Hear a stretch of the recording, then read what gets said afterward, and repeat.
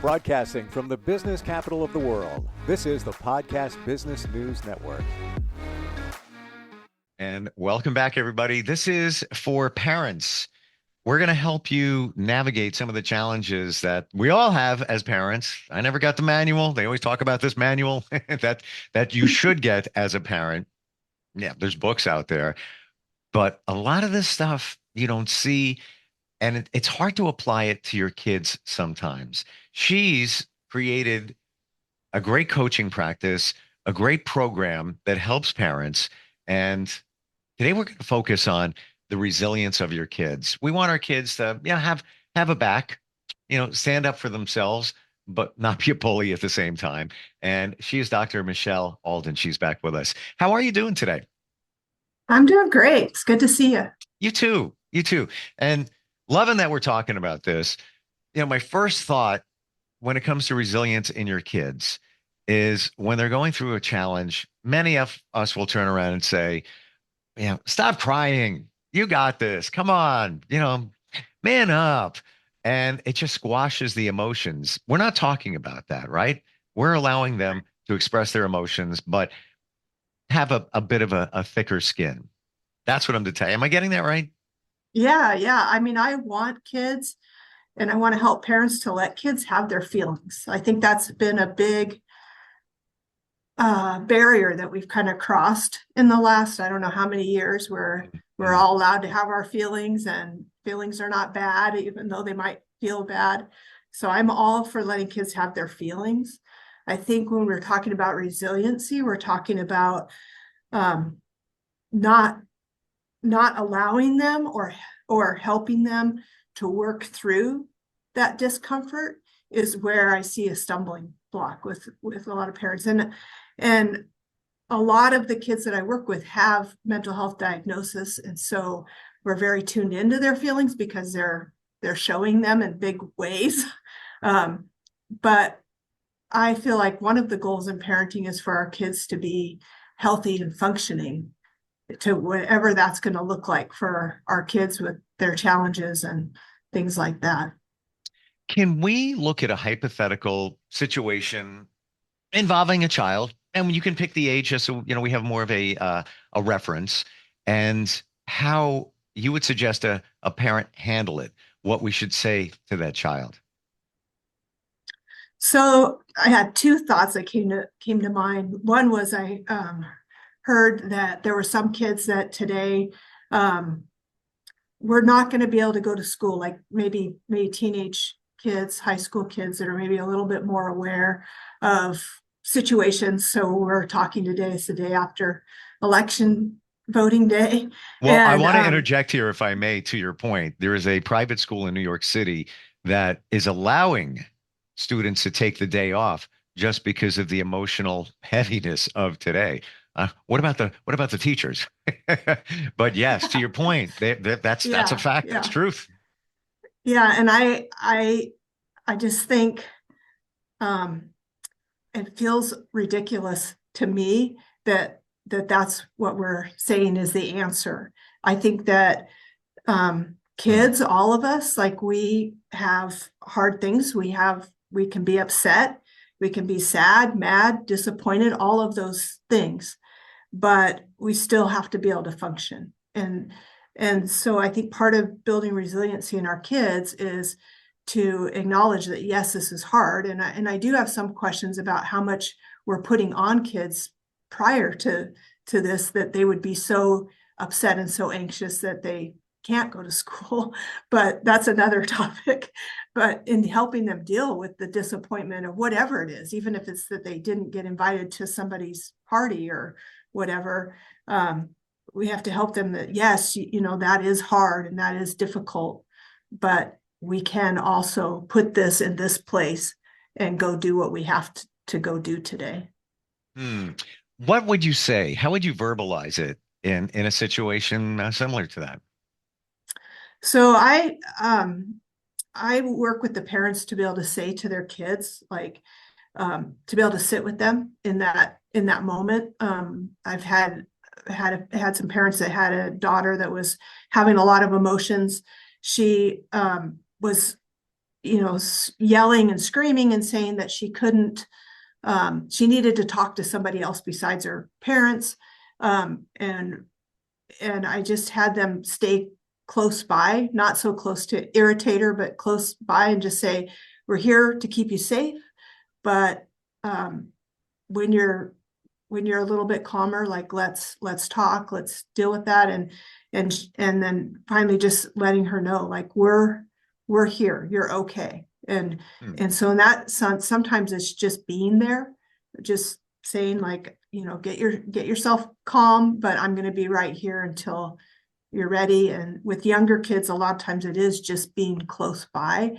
You don't have to use a lot of words. I think a lot of times parents try to use a lot of words when the kids are not in the processing part of their brain. They're in the emotional part of their brain. And we're trying to talk to them like as if they're rational, because sometimes they can actually sound a little bit rational in what they're throwing out there. But waiting until they get a little bit calmer and then saying, like, I want to hear about that. I want to know what you're thinking about that. And letting kids know too, that just because you have an emotion or you have a thing that you want to do or feel strongly about, doesn't mean that that's going to happen. That, you may feel really strongly that you don't want to go to school, or that you can't do that outside of being sick, but it may still, the answer still may be, and we are still going to go to school. We're going to still carry on with our day. Yeah, you bring it's such a great point, because we try to verbalize things as parents and take the child through everything, but a lot of times we're leaving out the emotion, and all they're hearing is, like, remember Charlie Brown? After a while, they're staring into space while you think you're doing everything to make them feel better, but you're really not. Minimize your words, touch on the emotion, and kind of let it go. That's kind of what I'm feeling here. Yeah. And I feel like the frustration from parents when they feel like they explained it so well. Yeah, right. And then the kid is still like, but why? Or it does the exact opposite of what you just said because they didn't hear it. I used to, with my son, sometimes I would ask him, like, what did you just hear? And thought I said so many wonderful things, and he would say, that you don't like me and that you don't want me to do anything with my friends, or, something like that. And I'd be like, what? So, what we think we're saying or doing. And that's not a bad follow-up question to ask. Just be prepared that their takeaway may not be what you thought it was. And is there a place for the longer version as a parent? Like you said before, in that situation, the child is not in that processing stage. Is there a place for it, or shut the blank up, keep it short, and focus on the emotion of the child? Most of the time, it involves a parent needing to use less words Okay. and listening. Sometimes it can be helpful to repeat back to them, but some kids will get really frustrated with that too if you're only parenting back, because they're not processing that. I look at it too, that sometimes we're just giving kids more fuel for the fire of stuff they're going to ask you about or question you about. So, I think that there are times when you can have really good conversations with your kids. And this is one thing I really love about one of the trends I see in parenting that's shifted over the years, is I do feel like kids and parents are talking more about their emotions and their friendships and their relationships and things like that, but not in those moments when they're just highly explosive or they're really leaning hard into something that they want, and they're having maybe even be a teenage tantrum, and so really being careful that they're calm enough to hear it. I found with a lot of kids, the best conversations happen as you're doing something together, rather than sitting and now we're going to talk about this. I want you to tell me what happened at school today, kind of things. Even we have this thing called snack and chat that we add into our schedule. And you have to be careful, because if you're really pushing for the chat part of it, you might not get that as a parent. We talked last time about, you ask your kids, tell me what happened at school today, and you get, nothing, fine, so. Did I share the hair story with my daughter? Yeah, I Yeah. love that. Just it's reframing it instead of saying, what was your day like?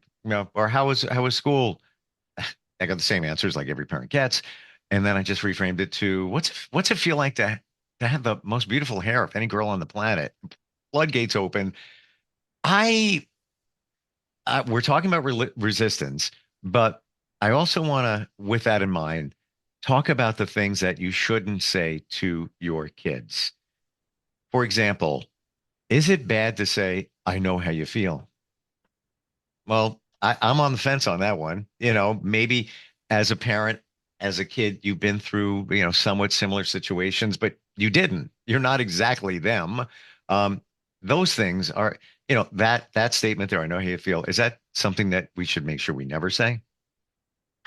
I think that the intent behind it is to try to help your kid to normalize it, right? To help them Sure. not feel like they're the only ones. But I Yeah. think what happens a lot of times, especially as an adult or a parent, is then it kind of becomes about us. And maybe we start telling our story of like, I know how you feel because when I was a kid, this Yes. happened. Yeah. And you mean well. It's coming from a good place. I'm decades older than you. I've got experience and I want to share that experience. It comes from a good place, but yeah, I totally get that. Now I see it. You've Yeah. made it about you. Yeah. Mm. So I think, I think that I found, and this is also my role as a counselor and a coach, that most of the time they're not interested in my story. They want help with their problem. And I also think, to their credit, like, we really don't know exactly how it feels to be a kid right now in this day and age with all the things, just like we probably felt like our parents really didn't know what that was Right. like, when we were kids. But I do feel like there is a place to identify with that feeling because we have experienced those feelings before. So I encourage parents to name a feeling that they are getting out of what happened, because most of the time, um, the parents are seeing the anger piece of it, and it's coming out in anger, and there's usually something behind that. And some of the emotions that kids don't express because they're harder emotions, like they make you feel weaker, are embarrassment or disappointment or even loneliness. But embarrassment and disappointment are two big ones. So like when a kid's like having, all the emotion about something, and they're really mad and they're gonna, punch somebody because, they said this thing, being able to say, wow, it sounds like you got really embarrassed. And just, Hmm. saying, not asking them, did you get embarrassed? Are you feeling this way? But just naming that emotion can help a lot. And if you're wrong, the kids will tell you, like, I wasn't embarrassed. I was frustrated, or, they'll say something, and you can kind of stay in there with them, but they'll give you some more information Wow. to go with it. That's a good one. Yeah. And it's also if you say, you know, were you embarrassed? It's almost slightly confrontational, where you're Yeah. putting them on the spot as opposed to, wow, you must have felt really embarrassed. It's just a couple of extra words, the right words, Yeah. leads it in there and actually shows a little empathy on your part as a parent. Yeah. Hmm.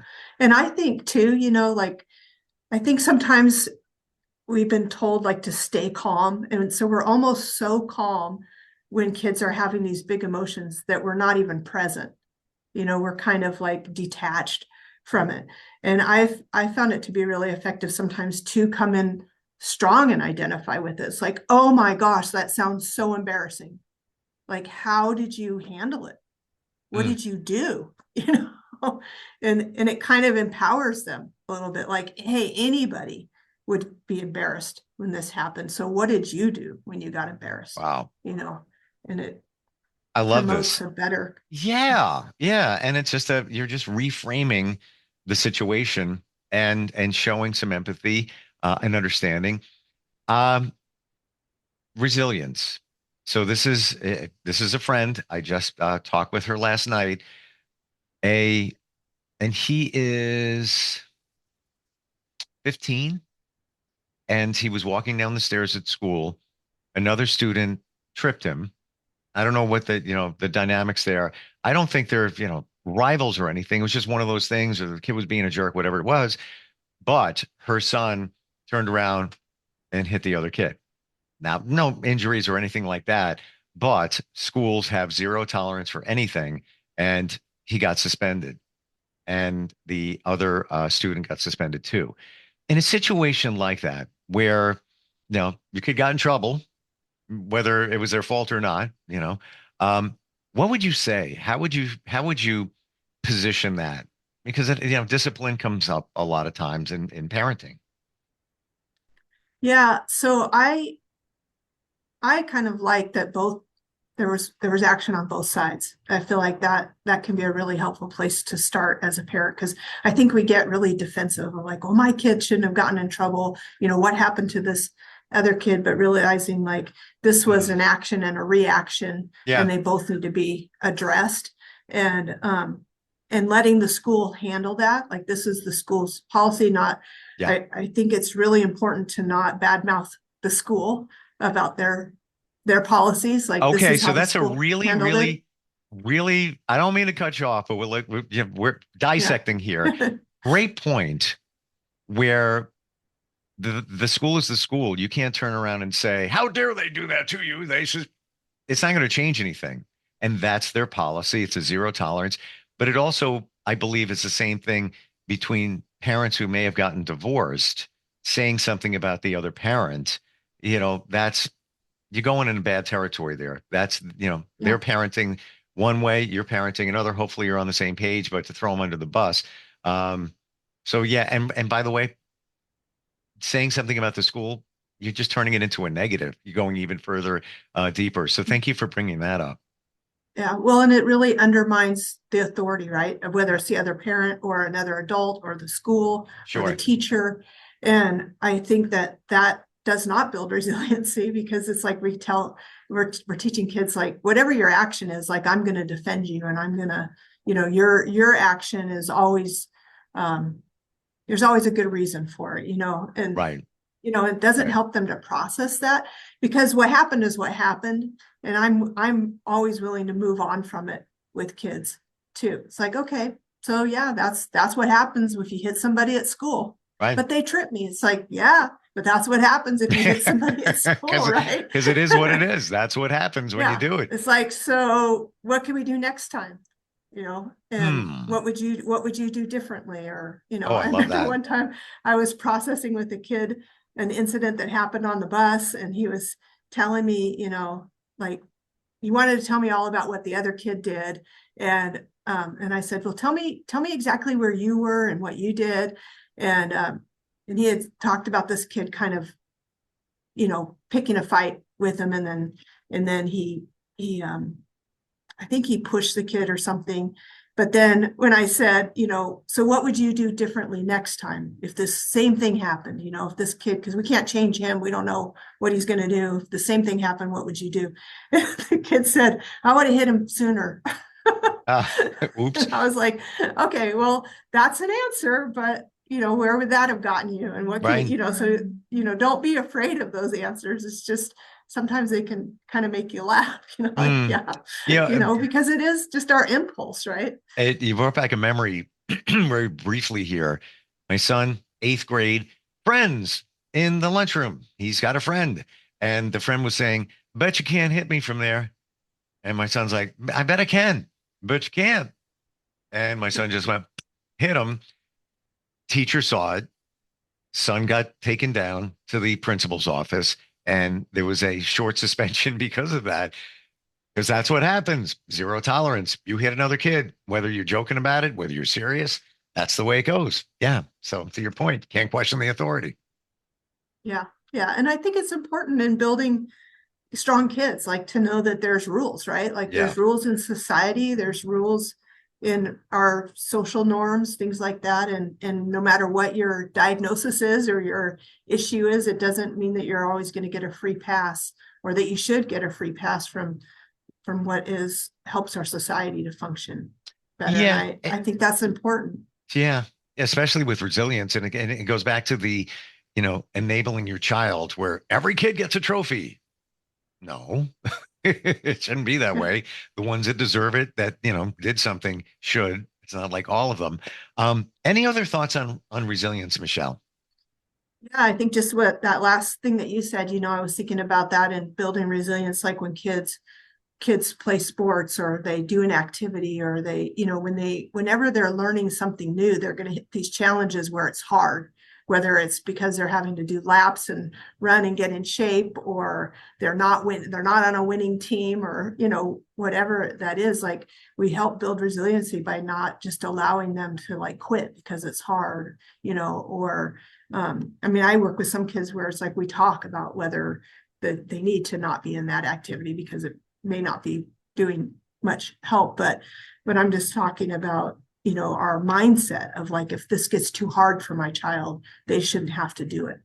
And instead of building those skills to help them to be able to do it, it may take some kids longer if they want to win. I have, like with families, we have them play games. It's like, well, we don't play games because if you're like me, this you go to church week after week, Right. and you see what seems like. Hey, I want to share. I In just my found on faith, your we dress up for website, Sunday you have free services, and the videos. children look that you want. adorable. Oh, yeah. And families sit together. Yeah, I just found it. Fantastic. You work with children and adults as well, their parents, right? Mm-hmm. Yeah. How does that work? Somebody just reaches out to you. They, do you do therapy sessions virtually with the child and the parent? So I primarily work with the parents outside of their time with the child, although sometimes they will videotape something that's happening at home, and then I'll talk with the parents about how to handle that situation differently. A lot of times the situations are things that happen over and over, like every time we do this is what happens. So we talk through some of that. I help the parents to set up structure, and give them the actual tools to do it, not just tell them like, you need more structure, or you need this. I give them those tools to do that. So they get a lot of, intensive help from me. And then every once in a while, I'll like meet the kids. They'll have them come on the video or something like that. But for the most part, I don't have to meet the kids to know what's going on. The parents will let me know. I do have an option where people can have me come to their home for 2 days of intensive work if they feel like, no, like, you really need to see this, you won't believe it. And that can be helpful. I feel pretty confident in being able to help them without that as well. I love the fact that you offer the tools to the parents, instead of saying just words. This is what you need to do. This is what you need to work on. And you're so approachable. You really are. You're so grounded. Thank It's you. amazing. It really is. How do we find you, Michelle? So you can find me on my website, parentingchallengingkids.com. That's a good way to get in touch with me. You can set up a free consultation right from the website. Also, I have tons of videos on YouTube, same channel called Parenting Challenging Kids. And that's a good way to kind of get to know me and what I'm saying and what I believe. And you can contact me from there as well. Fantastic. And as we identified, you can do this virtually as well for anybody, anywhere. Yep. Thank you for today, Michelle. Learned a lot. And, just some of the different ways to approach certain things, to, if you will, pull things out of your kid. I'm going to work on that. I really am. I'm always working on it. Oh my gosh. Yeah. Thank you for being here today. Yeah, thank you. We'll catch up soon. We'll be right back. Are you looking for even more of the podcasts and hosts that you love? The Podcast Business News Network is proud to announce that you now have even more ways to listen live. Check out the MyTuner Radio, online radio box, and Simple Radio apps on iOS and Android, or find us online. Search for Business News Network on mytuner-radio.com, or search Podcast Business News Network on streama.com and onlineradiobox.com/US. Take your podcast on the go and don't miss a minute of the action.